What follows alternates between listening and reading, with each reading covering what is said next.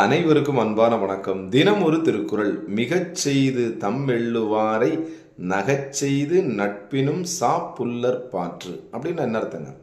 அதாவது சிலர் என்ன பண்ணுவாங்கன்னா, வெளியில் என்னம்மா நம்மக்கிட்ட நண்பர்கள் போல் ஐயா வாங்க வாங்க அப்படின்னு சொல்லி ரொம்ப சந்தோஷமாக பேசுவாங்க.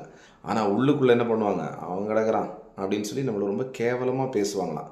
அதாவது ஒரு போலியாக வெளியில் வந்து நண்பர்களாக நடித்து கொண்டு மனசுக்குள்ளே நம்ம என்ன பண்ணுவாங்க, ரொம்ப கலாய்க்கிற மாதிரி வந்து நடந்து கொள்வாங்க. ரொம்ப இகழ்வது போல் நடந்து கொள்வாங்க. அவர்களுக்கு வள்ளுவர் என்ன சொல்கிறாரு, நீயும் என்ன பண்ணு, அவங்க வெளியில் ஐயா வாங்க வாங்க அப்படின்னு சொல்லி பேசி பழகி மனசுக்குள்ளே நீ என்ன பண்ணு, அவங்கள வந்து அற்பமாக எண்ணு அப்படின்னு சொல்கிறாரு. யார்? வள்ளுவர் சொல்கிறாரு.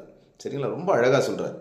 வெளியில் நண்பராக பெரிதுபட காட்டி மனத்தை நம்மை இகழ்ந்து மகிழ்பவரை நாம் என்ன பண்ணுமா, வெளியில் அவரை சிரிக்க வைத்து மனத்தை அம்மகிழ்ச்சி அழியும்படி போலி நண்பர்களாக மாறலாமா.